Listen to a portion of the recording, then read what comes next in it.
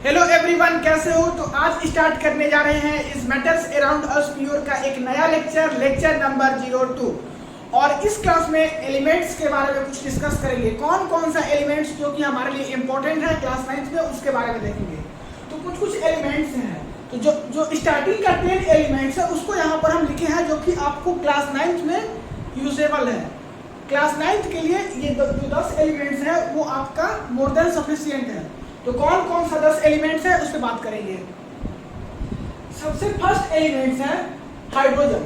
और ये जो हाइड्रोजन है ये पीरियोडिक टेबल का सबसे फर्स्ट एंड सबसे स्मॉलेस्ट एलिमेंट्स भी माना जाता है। ठीक है, तो यहाँ से एक क्वेश्चन पूछ सकता है आपके 1 मार्क्स क्वेश्चन में, इस पीरियोडिक टेबल का सबसे स्मॉलेस्ट एलिमेंट्स कौन सा है, तो आपको आंसर तो देना होगा हाइड्रोजन। ठीक है, और ये सबसे फर्स्ट नंबर पे होता है। सेकेंड नंबर पे होता है हीलियम, फिर lithium, beryllium, boron, carbon, nitrogen, oxygen, fluorine and neon. ये 10 आपका क्या है, एलिमेंट्स है। इसका जो है सिंबल्स इधर जो ब्रैकेट्स में दिख रहा है, इस साइड ब्लैक कलर वाला, ये क्या है, इसका सिंबल्स है। साइंटिस्ट क्या किए कि इतना बड़ा नाम हाइड्रोजन बोलने से बचने के लिए या हीलियम बोलने से बचने के लिए, बेरिलियम बोलने से बचने के लिए उन्होंने उसका एक सिंबल्स दे दिया कि भाई इतना बड़ा नाम मत लिखिए, डायरेक्ट उसका एक शॉर्ट फॉर्म डोनेशन लिख दीजिए जिससे कि उसको पहचाना जा सके। तो उसी हाइड्रोजन को जो है हम H से डिनोट करते थे, हीलियम को He से डिनोट करते हैं, लिथियम को Li से, बेरिलियम को Be से, बोरोन को B से, कार्बन को C से, नाइट्रोजन को N से, फ्लोरीन नाइट्रोजन को N से, ऑक्सीजन को O से एंड फ्लोरीन को F से, नियोन को Ne से। ठीक है, तो ये हुआ आपका सिंबल एलिमेंट्स का। अब आपके मन में क्वेश्चंस एराइजेस होगा कि भाई इसका सबसे छोटा साइज होता है, तो ये सब का साइज क्या होगा। तो ऊपर से जैसे जैसे नीचे जाते जाएंगे वैसे ही इसका साइज बढ़ते जाएगा। मतलब कि इस 10 एलिमेंट्स की बात करें तो सबसे छोटा साइज जो है वो हाइड्रोजन का होगा और सबसे बड़ा साइज जो है वह नियोन का होगा। मतलब कि डाउन द ग्रुप जाइए उसका साइज क्या होगा, इंक्रीज करते जाएगा, नहीं साइज इंक्रीज करेगा। एक और यहाँ पे क्वेश्चन एराइज होगा कि किसी सिंबल में केवल हम 1 वर्ड यूज किए हैं, नहीं, और किसी सिंबल में जैसे कि यहाँ पे हाइड्रोजन के लिए केवल H लिखे हैं और यहाँ पर हीलियम के लिए He लिखे हैं, लिथियम के लिए Li लिखे हैं। यहाँ पे केवल H और यहाँ पे केवल L क्यों नहीं लिखे, यहाँ पे 2 वर्ड क्यों लिखे और यहाँ पे केवल एक ही वर्ड क्यों लिखे, ऐसा क्यों, बात समझ में आ गया? ऐसा क्यों? तो ऐसा इसलिए क्योंकि ये जो है एक कन्वेंशंस के द्वारा लिया गया। एक कन्वेंशंस था, वो था IUPAC। वो कन्वेंशंस क्या था, IUPAC। और IUPAC के द्वारा इसको लिया गया कि कैसे उसको लिखना है, 1 वर्ड में लिखना है या 2 वर्ड में लिखना है। और ये जो है एक कन्वेंशंस था जिसको कि हमको फॉलो करना था। तो IUPAC का फुल फॉर्म क्या होता है, ये 1 मार्क्स क्वेश्चंस में आपका एकदम इंपॉर्टेंट है, आएगा स्कूल एग्जाम में। तो IUPAC का क्या होता है full form, international union of pure and applied chemistry. ये होता है आपका फुल फॉर्म ऑफ IUPAC का। ठीक है, तो यहाँ से ये सब कुछ बातें थी एलिमेंट्स के बारे में कि कैसे कैसे इसका सिंबल्स आया, क्या क्या एलिमेंट्स हमको पढ़ना है। तो इसको एक बार आप अपने से रिवाइज कीजिए बिना यहाँ पर बोर्ड पे देखे हुए। 10 एलिमेंट्स का नाम बोलिए, hydrogen, helium, lithium, beryllium, boron, नहीं, फिर carbon, nitrogen, oxygen, fluorine and neon. ये 10 आपका क्या है, एलिमेंट्स हैं। इसको बिना देखे जो है वो अपने उंगली पर काउंट करके आप 2-3 बार प्रैक्टिस कर लीजिए, आपको याद हो जाएगा। ठीक है, अब बात करते हैं कंपाउंड्स एंड मिक्सचर्स के बारे में। कंपाउंड्स एंड मिक्सचर्स जो है वो हम पिछले क्लास में देख चुके थे कि भाई कंपाउंड्स क्या होता है और मिक्सचर्स क्या होता है। लेकिन कंपाउंड्स एंड मिक्सचर्स का जो है वह डिफरेंस आपके स्कूल एग्जाम का फेमस क्वेश्चन है, कह सकते हो कि VVI क्वेश्चन है। हर बार पूछा जाता है भाई difference between compounds and mixtures, तो उसी को यहाँ पे डिस्कस किए हैं। कंपाउंड्स तो पढ़े लिए हैं, मिक्सचर्स भी पढ़ लिए हैं। ठीक है, इसको जो है हम क्या कर रहे हैं, इसको अच्छे से डिफरेंस करके इसको समझते हैं। अच्छा, इससे पहले एक बात और यहाँ पे हम भूल गए, ये जो लिखने का तरीका होगा, जो ये जो हीलियम लिखेंगे ना हम लोग He, तो हीलियम को हम क्या लिखते हैं, कहाँ बताया, यहाँ पे देखो, हीलियम को हम लिखते हैं H लिखते हैं। तो इसको जो लिखना है He, वो जो है वह प्रिंट हैंड लेटर में लिखना है। इसको कैसा लिखना है, प्रिंट हैंड लेटर में, प्रिंट हैंड लेटर में। जैसे कि कंप्यूटर्स में जो लेटर्स लिखा जाता है वह कर्सिव नहीं होता है, उसको आसानी से हम पढ़ सकते हैं। प्रिंट हैंड कहने का मतलब कि एक दूसरे लेटर्स के बीच में क्या होगा, गैपिंग होगा, एक दूसरे लेटर्स के बीच में गैपिंग होगा, उसको बोलेंगे प्रिंट हैंड लेटर्स, ठीक है। और ये जो फर्स्ट लेटर्स होगा ये जो है वह कैपिटल होगा, और ये जो सेकेंड लेटर्स होगा वो होगा स्मॉल। मतलब कि इसको He को जो है वो आप कर्सिव में ऐसे नहीं लिख सकते, मतलब इसमें सटा करके नहीं लिख सकते, या तो फिर जैसे कि हीलियम को आप कर्सिव में नहीं लिख सकते, लिथियम को आप Li ऐसे नहीं लिख सकते।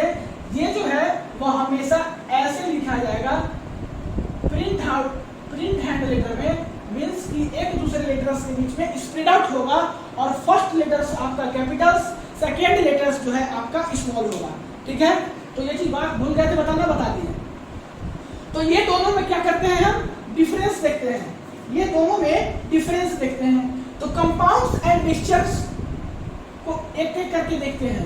कंपाउंड्स के बारे में देखते हैं। कंपाउंड्स क्या होता है, pure substance formed when two or more elements are combined chemically in fixed ratio by mass. वो प्योर सबस्टेंस जिसमें कि दो या दो से ज्यादा एलिमेंट्स क्या होगा, कंबाइंड होगा, वो भी किसमें, फिक्स्ड रेशियो में बाय मास, वैसे सबस्टेंस को बोलेंगे कंपाउंड। इसको कैसे समझे थे हम लोग, जैसे कि बात किए थे हम लोग इसका एग्जांपल्स का CO2 की, CO2। तो CO2 जो है वह एक प्रकार का कंपाउंड था, इसमें दो मेटल्स से, दो एलिमेंट्स से CO2 जो है मिलकर बना हुआ है, एक कार्बन और एक ऑक्सीजन। नहीं, तो कार्बन और एक ऑक्सीजन से मिलकर बना हुआ है, तो दो एलिमेंट्स से मिलकर बना हुआ है, तो इसको बोलेंगे कंपाउंड्स। और ये जो है CO2 जो है वह एक फिक्स रेशियो में भी है, जैसे कि कार्बन एक है और ऑक्सीजन दो है, तो ये क्या है, एक फिक्स्ड रेशियो में है। तो वैसा कंपाउंड्स जो कि दो या दो से अधिक एलिमेंट्स से मिलकर बने, वो भी फिक्स्ड रेशियो बाय मास, उसको बोले थे हम लोग क्या चीज, कंपाउंड्स। मिक्सचर्स की बात करें तो it is formed when two or more substance are simply mixed in any proportion. वैसा कंपाउंड्स जिसमें कि दो या दो से ज्यादा एलिमेंट्स वो क्या करते हैं, हम मिक्स अप करते हैं, मिक्स्ड करते हैं, वो भी किसमें, एनी प्रोपोर्शंस में, उसका कोई क्वांटिटी नहीं है कि कितना प्रोपोर्शंस में उसको मिक्स अप करेंगे। जैसे कि इसका बेस्ट एग्जांपल्स आपको हम बता रहे हैं कि आपके घर में जो मिक्सचर, आप लोग जो मिक्सचर खाते होंगे, उस मिक्सचर में देखना कि बहुत सारा कंपोनेंट्स जो है उसमें मिक्स अप होता है, उसका प्रोपोर्शन कोई फिक्स नहीं होता है। जैसे कि उसी में जो है अलग अलग प्रकार का खाने वाला आइटम्स मिक्स रहता है, लेकिन उसका प्रोपोर्शन फिक्स नहीं होता है, एनी प्रोपोर्शंस में मिक्स अप रहता है, तो इसको क्या बोलेंगे, मिक्सचर बोलेंगे।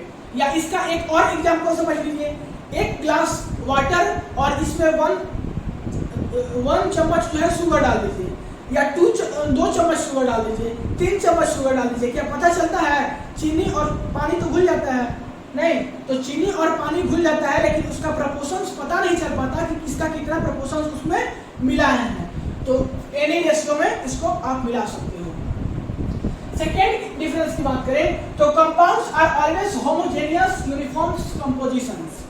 ये जो है कंपाउंड्स वो हमेशा होमोजेनियस यूनिफॉर्म कंपोजिशंस में एग्जिस्ट करेगा।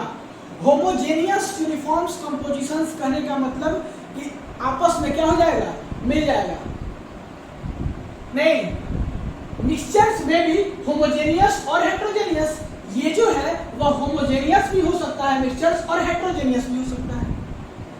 ये जो है वह हमेशा होमोजेनियस यूनिफॉर्म कंपोजिशंस होगा, और ये जो है वह होमोजेनियस भी हो सकता है और हेट्रोजेनियस भी हो सकता है। ये चीज आपको बताए थे। होमोजेनियस का एग्जांपल्स में आप ले सकते हो कि शुगर प्लस वाटर, और हेट्रोजेनियस में ले सकते हो सैंड प्लस वाटर। नहीं, थर्ड डिफरेंस की बात करें तो energy change occurs in form of heat, light etcetera in compound formations. जब कंपाउंड्स का फॉर्मेशंस कीजिएगा तो एनर्जी चेंज होता है, नहीं, और चेंज होने के लिए क्या क्या चाहिए होता है, हीट एंड लाइट। इसका क्या मतलब है? कंपाउंड फॉर्मेशंस के समय हीट और लाइट्स का आवश्यकता पड़ता है। इसका मतलब क्या? इसका मतलब ये है, देखिए ये सब सारा कुछ बता दिए हैं जब हम डिटेल पढ़ा रहे थे, लेकिन थोड़ा सा और अच्छे से समझिए। जब कंपाउंड्स का फॉर्मेशंस करते हैं तो उस समय हीट और लाइट का आवश्यकता पड़ता है। ऐसा क्यों? तो इसको समझिए। देखिए कहा जाता है कि समर के दिनों में, गर्मी के दिनों में हमारे आसपास जो है वह वाटर लेयर बहुत कम हो जाता है, पानी का स्कैरसिटी हो जाता है, पानी का कमी होने लगता है आपके सोसाइटी में, आपके घर के आसपास। ठीक है, तो आपको ये भी बात मालूम होता है कि हमारे ये जो एयर मॉलिक्यूल्स है, ये जो हमारा यूनिवर्स है, इसमें क्या रहता है? हाइड्रोजन रहता है और कुछ वाटर मॉलिक्यूल्स, वाटर ड्रॉपलेट्स भी रहता है। तो ऐसा क्यों नहीं होता कि हाइड्रोजन्स और वाटर्स जो है, सॉरी हाइड्रोजन्स और ऑक्सीजन्स, वाटर्स गलती बोल दिए, ये जो हमारा यूनिवर्स होता है उसमें हाइड्रोजन्स भी होता है और ऑक्सीजन्स भी होता है। तो ऐसा क्यों नहीं होता कि हाइड्रोजन्स और ऑक्सीजन्स मिलकर के वाटर्स बना ले और पानी की स्कैरसिटी को पूरा कर दे, पानी की कमी को पूरा कर दे? ऐसा तो हो जाना चाहिए था, लेकिन ऐसा क्यों नहीं होता? ऐसा इसलिए नहीं होता क्योंकि उसके लिए फेवरेबल कंडीशंस नहीं होता। फेवरेबल कंडीशंस कहने का मतलब कि H2 और O2 को मिला करके आप वाटर कब बना सकते हो? जब वहां पर लाइट प्रेजेंट होगा। तो लाइट को हमको प्रेजेंट करना होगा और वो लाइट जो है हमारे पास प्रेजेंट नहीं होता, जिसके कारण कि हाइड्रोजन और ऑक्सीजन मिलकर के वाटर नहीं बना पाता। मतलब कि आप अगर लाइट का प्रेजेंस दोगे, लाइट दोगे, तो होगा क्या कि हीट और ऑक्सीजन मिलकर के वाटर बना लेगा। तो वही बात कहा गया है कि जब कंपाउंड्स का फॉर्मेशन करते हो आप, तो हीट और लाइट होना आवश्यक है। यहाँ पर no energy change in observe in mixture formation. जब मिक्सचर का फॉर्मेशन करोगे तो एनर्जी यहाँ पे चेंज नहीं होगा, ये आप ऑब्जर्व कर सकते हो। Have fixed meltings and boiling points. Compounds का जो है वह मेल्टिंग पॉइंट्स और बॉइलिंग पॉइंट्स फिक्स्ड होता है। वही बात करें मिक्सचर्स की, तो मिक्सचर्स का बॉइलिंग पॉइंट्स और मेल्टिंग पॉइंट्स फिक्स नहीं होता है। नहीं, जैसे कि शुगर सॉल्यूशंस की बात करें तो उसमें शुगर का मेल्टिंग पॉइंट्स जो है वो अलग होगा और वाटर का मेल्टिंग पॉइंट्स अलग होगा। इस शुगर सॉल्यूशंस में जो है मिक्सचर्स के फॉर्म में जब सॉल्यूशंस हो तो उस समय मेल्टिंग पॉइंट्स और बॉइलिंग पॉइंट्स जो है वो फिक्स्ड नहीं होता है। एग्जांपल्स की बात करें तो इसका एग्जांपल्स होगा CO2, NH3, NaCl। इसका एग्जांपल्स होगा oil in H2O and sugar solution. तो ये एग्जांपल्स था इसका कंपाउंड्स और मिक्सचर का। ठीक है, और भी कुछ बातें थी। ये जो है हम 4-5 आपको क्या किए हैं, 5 जो है आपको डिफरेंस बताए हैं। आप और भी डिफरेंस अपने से पता कर सकते हो। और भी कुछ हम बताए थे पिछले क्लास में। और क्या क्या था, जैसे कि एक और हम बताए थे कि इसको जो है वो सेपरेट नहीं किया जा सकता बाय इवेपोरेशंस, नहीं सेडिमेंटेशंस, फिल्ट्रेशंस। तो इसको सेपरेट नहीं किया जा सकता, लेकिन इसको जो है वो सेपरेट कर सकते हैं by physical methods like evaporations, filtrations and sedimentations. इसको क्या कर सकते हैं, सेपरेट कर सकते हैं। तो ये सब सारा पॉइंट्स हुआ जो कि आप लिख सकते हो डिफरेंस में। और ये बहुत इंपॉर्टेंट क्वेश्चन था किसके लिए, बोर्ड के लिए, बोर्ड एग्जाम के लिए, जब क्लास 9 का बोर्ड एग्जाम के लिए। अब बात करते हैं एक क्वेश्चन इसी कॉन्सेप्ट पे अराइज होता है, जो इस कॉन्सेप्ट पे और पिछला कॉन्सेप्ट पे जो प्योर और इम्प्योर हम पढ़े थे। ठीक है, इसी मिक्सचर को तो इम्प्योर बोलते हैं। ये भी बात आपको मालूम है कि इसी इम्प्योर सब्सटेंस को मिक्सचर बोलते हैं। तो प्योर और इम्प्योर पे एक क्वेश्चन अराइज होता है कि आपको क्लासिफाई करना है। ये 6-7 हम दिए हैं इसमें कि कौन इम्प्योर है और कौन प्योर है। तो आप कैसे क्लासिफाई करोगे? तो सबसे पहले बात करते हैं एयर की। तो एयर जो है वह बहुत सारा कंपाउंड्स का मिक्सचर से, बहुत सारा एलिमेंट्स का मिक्सचर से बना हुआ है। एयर जो है वह बहुत सारा एलिमेंट्स के मिक्सचर से बना हुआ है। तो इस मिक्सचर से बना हुआ है। कौन कौन सा मिक्सचर इसमें यूज होता है, जैसे कि नियोन, हाइड्रोजन, वाटर वेपर और भी बहुत सारा एलिमेंट्स से मिलकर के एयर बना हुआ है। तो कहने का मतलब ये है कि बहुत सारा मिक्सचर से मिलकर बना हुआ है। तो ये जो है वह क्या है, इम्प्योर है, इम्प्योर है। नहीं, बात करें आयरन की, तो आयरन जो है वह एक प्रकार का क्या है, आयरन क्या है, एक प्रकार का एलिमेंट्स है। और इसका सिंबल्स जो होता है वो होता है Fe। और Fe जो है इसको कैसे लिखते हैं हम, प्रिंट हैंड लेटर में। प्रिंट हैंड लेटर कहने का मतलब कि इसके बीच में जो है स्प्रेड आउट स्पेस होता है, नहीं, first letters capital, second letters small, और जितना भी एलिमेंट्स होता है वह क्या होता है, प्योर होता है। तो ये क्या है, प्योर है।